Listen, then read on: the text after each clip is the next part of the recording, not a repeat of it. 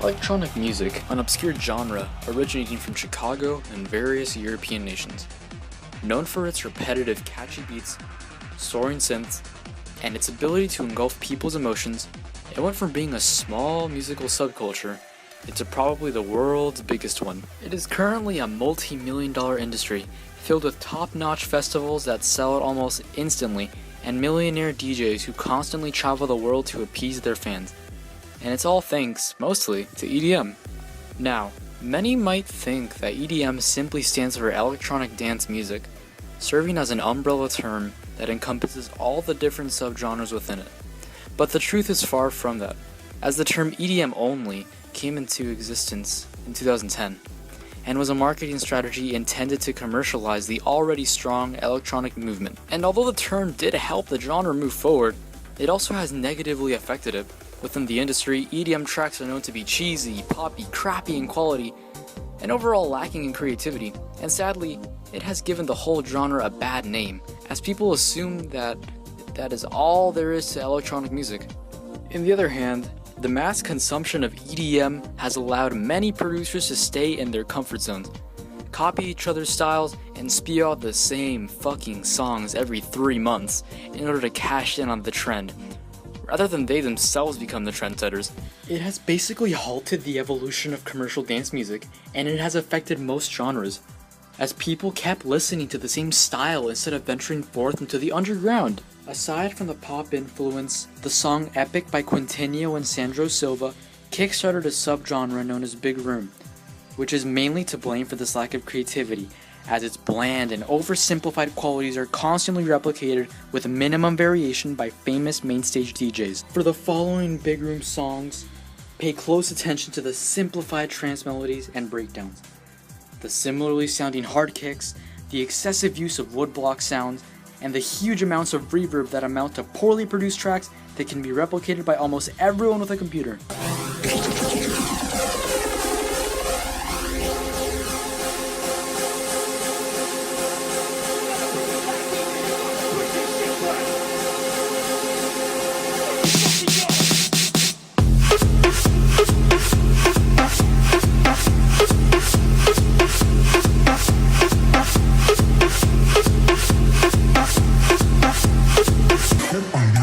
Let's go!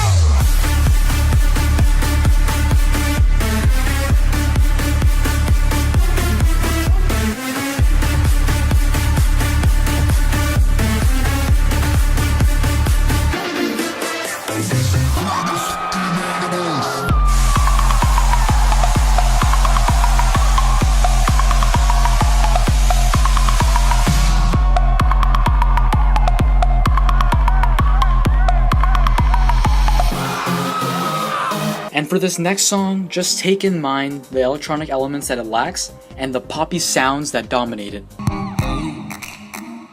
tell your friends it was nice to meet them, but I hope I never see them again. I know it breaks your heart, moved to the city and I broke down. I mean, yes, some songs might sound pretty catchy for the average listener, but how can they even be considered electronic music? The Chainsmokers one is just pop, and the big music ones are just plain shit. This is not what electronic music is about. Now let me go ahead and show you these following tracks. Pay close attention to the differences in styles, the different tempos, kicks, and synths they use. Notice how they do not sound the same, unlike the Big Room tracks I showed previously.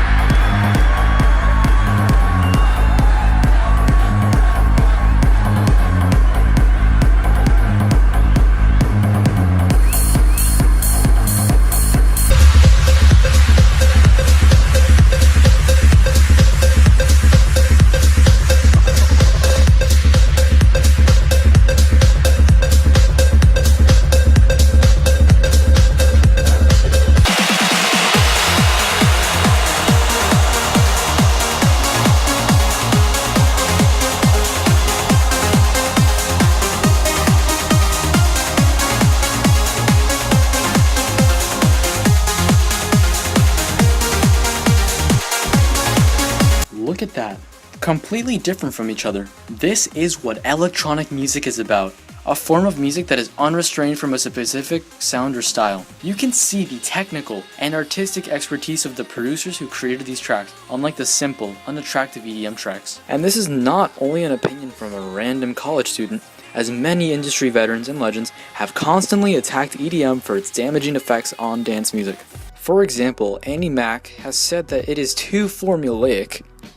Carl Cox has labeled it as being a movement filled with people who do not love the music. Fatboy Slim has said that EDM is based on a pyramid scheme of making money. Deadmau5 has said, and I quote, "It will eventually fuck itself so hard."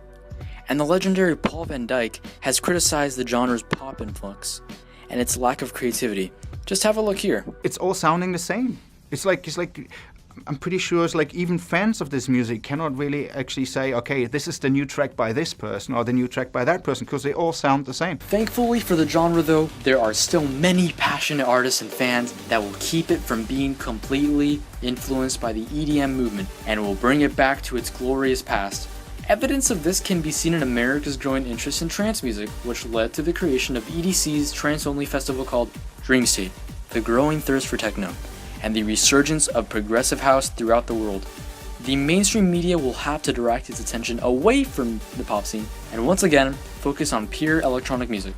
So we can rest assured that we won't be hearing the same type of songs like we have been accustomed, as the diversity of electronic music will conquer once again.